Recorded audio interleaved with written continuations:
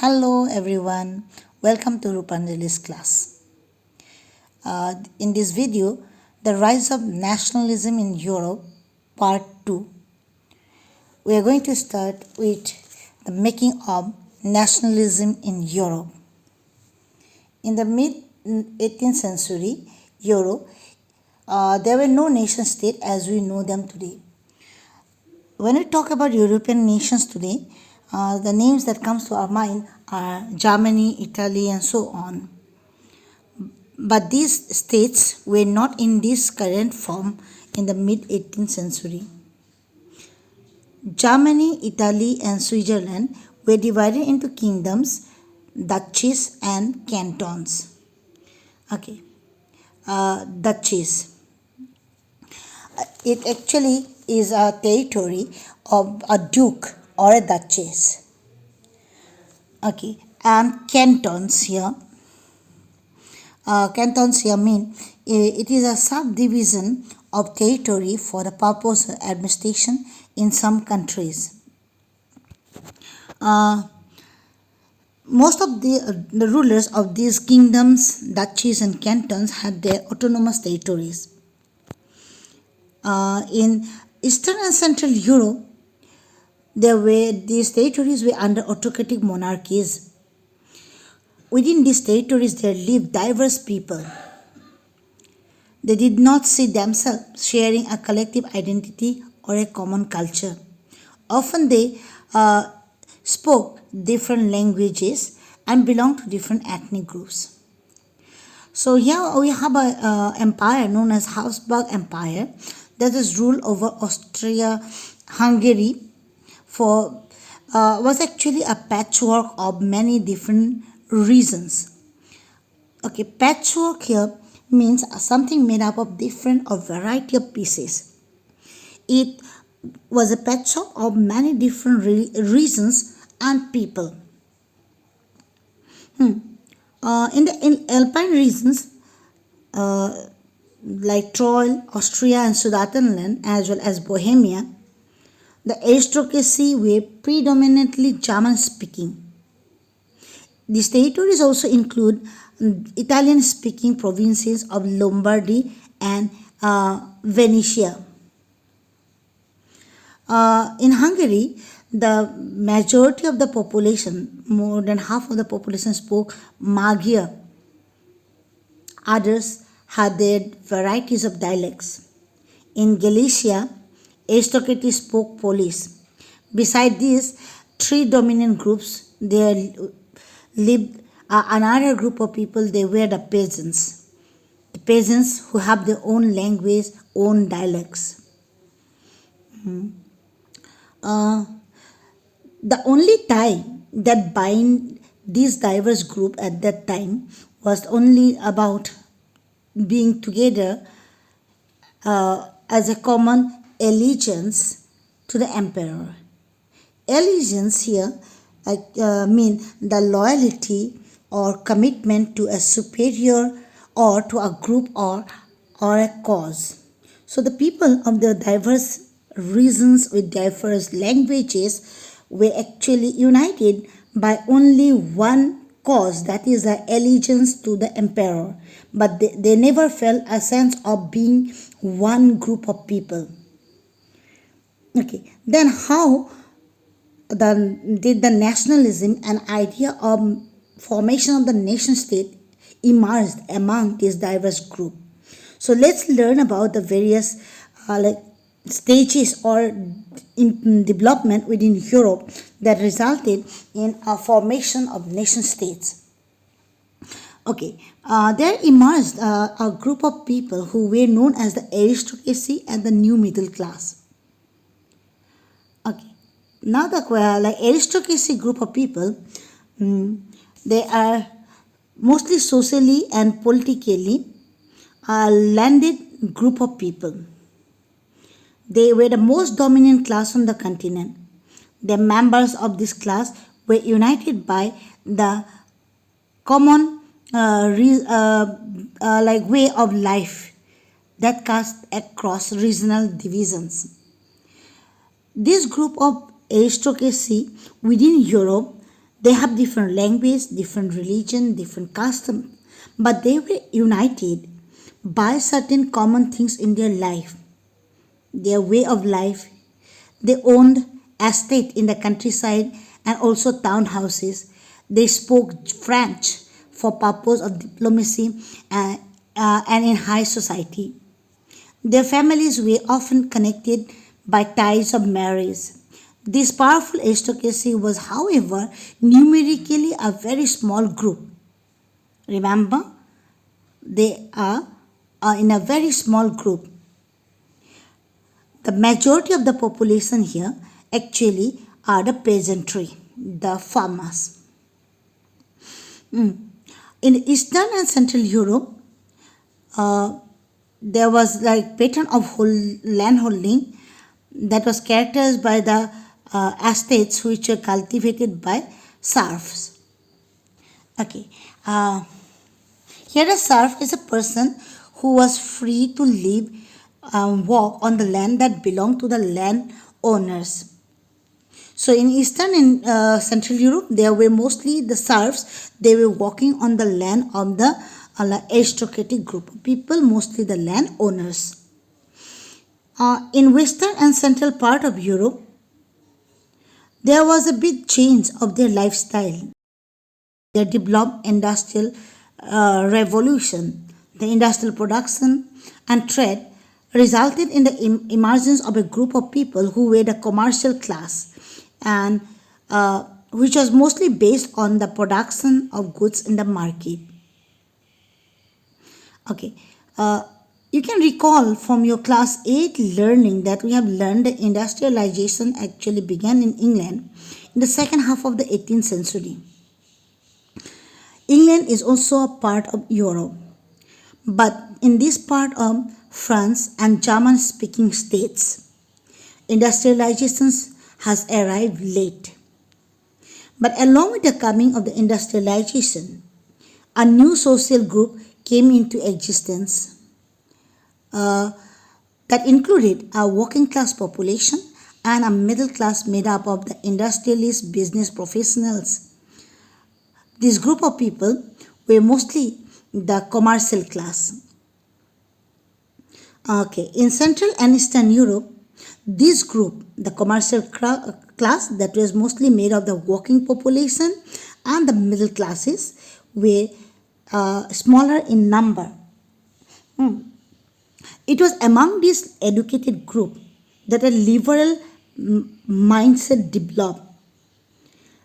They were all against the privileges that are owned by the aristocratic group of people.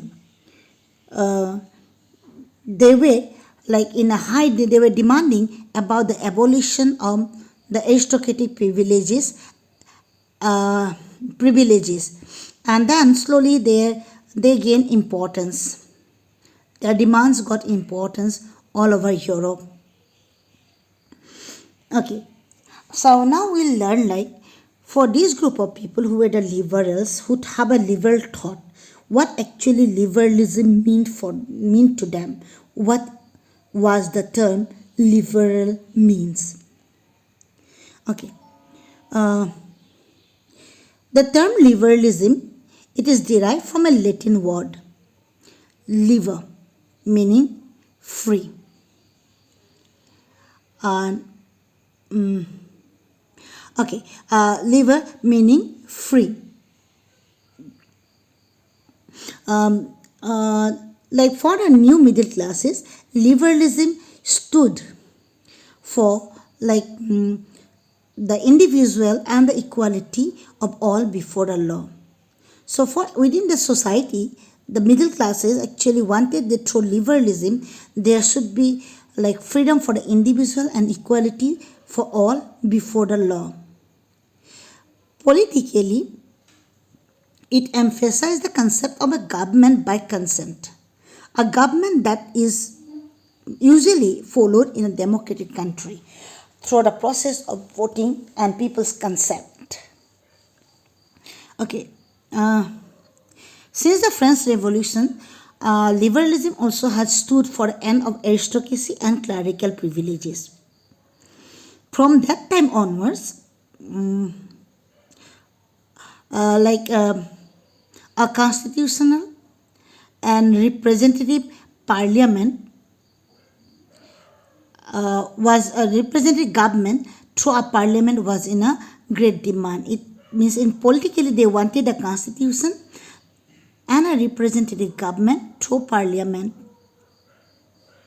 Even in the 19th century, they started giving emphasis for the protection of the private property, inviolability of the private property. It actually means that it must be respected and cannot be attacked or destroyed. Along with the liberal thoughts, there was another movement going on, that is a movement for universal suffrage. Suffrage means the right to vote. You will recall French Revolution. Soon after the French Revolution, by the Constitution of 1791, the people of France, the men who owned property, were given the right to vote. It excluded men without property and all women. Within the Jacobin period under Maximilien Robespierre, there was for a very short period of time, the non-propertied man also has got the right to vote. But soon with the coming of Napoleonic period, Napoleon with his code, civil code, that we have learned in our previous video, 1804, again he has reduced or limited the suffrage and reduced the women to a status of minor. So remember, through the Napoleonic code, though it was considered to be very good for the administrative purpose, it reduced the women into a status of minor, subject to the authority of her husband or her father. Throughout the 19th and the early 20th century, there were movements throughout Europe by the women and the non-propertied group for their right to suffrage. In the economic field, liberalism stood for the freedom of markets and abolition of the state-imposed restrictions on the movement of goods and capital.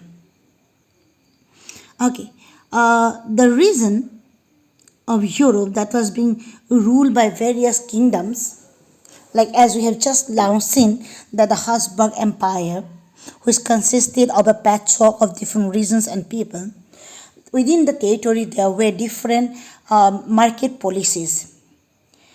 So there was restrictions of the movements of the goods. So in the economic sphere, the liberal group of people thought about liberalism from such type of restrictions.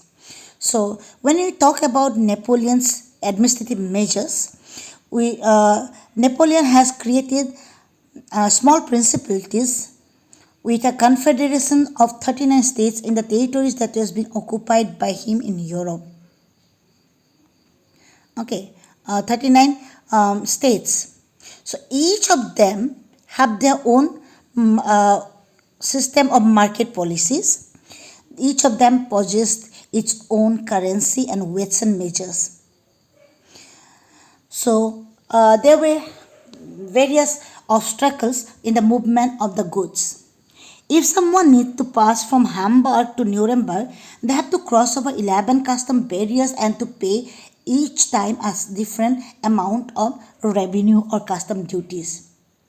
Not only that, in the different weight and measures also created a problem. For example, the measurement of the cloth, which was at that time known as elli, was different from one place to another. The length of the elli differed from place to place because the measurement differed. So these were all seen as an obstacle by the liberal groups of people. Remember, these liberal groups of people were mostly the commercial classes.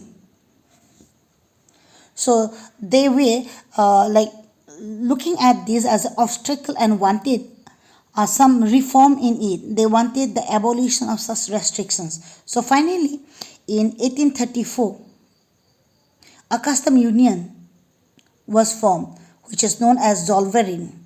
It was formed with the initiative of Prussia and joined by the most of the German states. Okay, Prussia was the at that time the largest German territory ruled by a German ruler. Even the abolition of tariff barriers, this union led to the abolition of tariff barriers, and it reduced the number of currencies in different regions from 30 to only 2. It also led to a creation of a network of railways that stimulated the mobility, and it also harnessed the economic interest to the national unification. So at that time, it actually resulted in economic nationalism that strengthened the nationalist sentiments of the people. But interestingly, during the time when these liberal thoughts were developing, another group of people were being there in Europe who actually has a different thought about the system that is being prevailing in Europe in that time. These groups of people were known as the conservatives. So a new conservatism after 1815. Conserve. Conservatives, the word has come from the word conserve. Conserve here means to preserve something, to protect something. So this group of people who were mainly driven by the spirit of conservatism. Conservatism here, it's a political philosophy that stress the importance of tradition, established institutions and customs, and preferred gradual development to a quick change. So they wanted to protect the traditional system and even were not in support of a quick change. The conservatives, they believe that the established traditions, institutions, like that of state and society, like monarchy, churches, social hierarchies, property, and the family, should be preserved. Most of the conservatives, however, did not propose to return to a society of pre-revolutionary days. Most of the conservatives believe in the preservation of the traditional institutions of the state and society, like the church, the monarchy, social hierarchies, and the protection and the property and the family. But still, there were some who did not want to move back to the society of the pre-revolutionary days. Here, pre-revolutionary days means the period before the French Revolution. Rather, they realized from the changes initiated by Napoleon that modernization could in fact strengthen traditional institutions like monarchy. To somewhere, some of them were in support of some changes, but they don't want a instant change. Rather, they wanted a change in a very slow process. In 1815, Napoleon was defeated by a group of. In 1815, the ruler of France, Napoleon Bonaparte, was defeated by a group of European powers that included Britain, Russia, Prussia, and Austria. Underline it in your book so that you can remember it. After the death of defeat of Napoleon, the representatives of these European powers who collectively had defeated Napoleon, they met at Vienna. They met at Vienna to draw up a settlement of Europe. Now, after the defeat of Napoleon, there was a question in the mind, what will happen to the territories in Europe that was occupied by France, by Napoleon?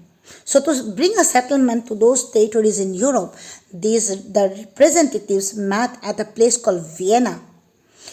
The Congress was hosted by Austrian Chancellor Duke Metternich.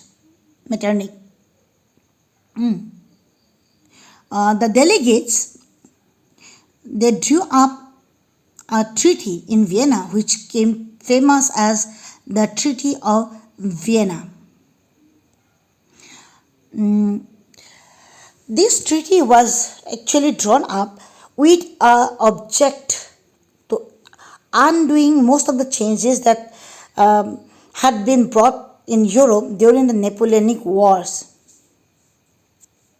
Okay.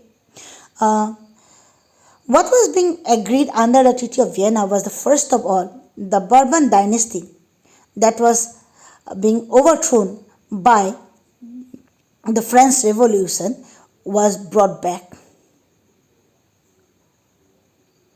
Brought back to power, that means it was being restored. Uh, so then another thing is that a series of states were set up on the boundaries of France to prevent French expansion in future. So means they tried to confine the boundaries of France. Thus the Kingdom of Netherlands, which included Belgium, was set up in north, and Genoa was added to Piedmont in the south. Prussia was given important new territories on its western frontiers, while Austria was given control of northern Italy. But the German Federation of 39 states that had been set up by Napoleon was left untouched. Okay, was left untouched. So that was not being included in the division. Russia in the east was given the part of Poland, while Prussia was given the part of Saxony. Okay, the main intention that these leaders of Europe who met at Vienna was to restore the monarchy that has been overthrown by Napoleon and create a new conservative order in Europe. That was the main intention. Why the Treaty of Vienna was being concluded, the answer to that question will be here. Like the leaders of this Vienna Congress, they wanted to restore the monarchies that were being overthrown by Napoleon and even create a new conservative order. Okay, fine.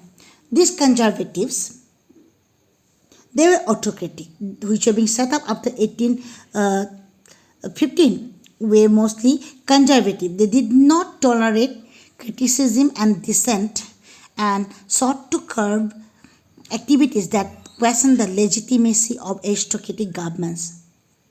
Most of them imposed censorship laws to control what was said in the newspapers, books, plays, and songs, and reflected the ideas of liberty and freedom.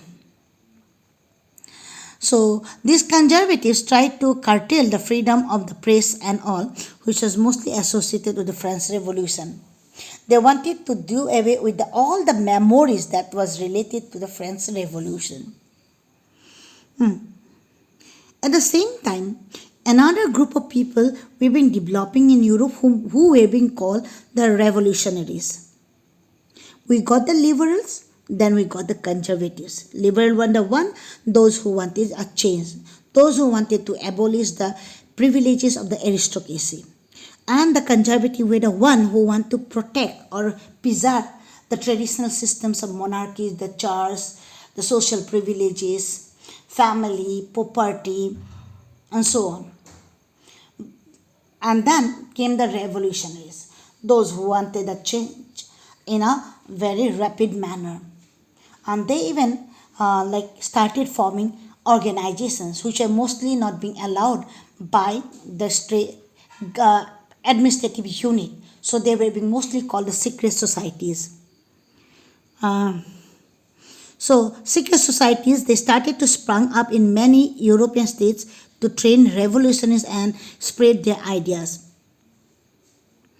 To be revolutionary at that time actually meant a commitment to oppose monarchical form, and that had established after the Vienna Congress, and to fight for liberty and freedom. So the one who has joined a revolutionary group, they has a motive in their mind. Joining a revolutionary group means that they are committed to oppose all the types of monarchies that were being established after the Vienna Congress of 1815, and even to fight and for liberty and freedom. Okay, most of these revolutionaries also saw the creation of nation state as a necessary part of this struggle. One such revolutionary leader was Italian revolution leader who was uh, known to have played a very important role in the unification of Italy, Giuseppe Mazzini. Giuseppe Mazzini was born in Geneva in 1807. He became the member of a secret society of Carbonari, and he started to form his own secret society. He was a young man of 24 when he was sent into exile in 1831 for attempting a revolution in Liguria. Thereafter, he subsequently founded two underground societies. The first one was the Young Italy in Marseille. If you remember French Revolution, you'll recall the name Marseille, the southernmost port city of France, from where a group of people started marching towards Paris, singing a song which came to be known as Marseille, and it became the national anthem of France. And the secret society that was found was that called the Young Europe. So remember, Young Italy in Marseille and Young Europe in Berne, whose members were like-minded young men from Poland, France, Italy, and German states. So it was not German people alone, it was people from different states who had their common views regarding the overthrowing of the monarchies that were established after 1815. Mazzini believed that God has intended nations to be the natural units of mankind. So Italy could not continue to be a patchwork of small states and kingdoms. For him, they believed that the God has intended nations to be natural units of mankind.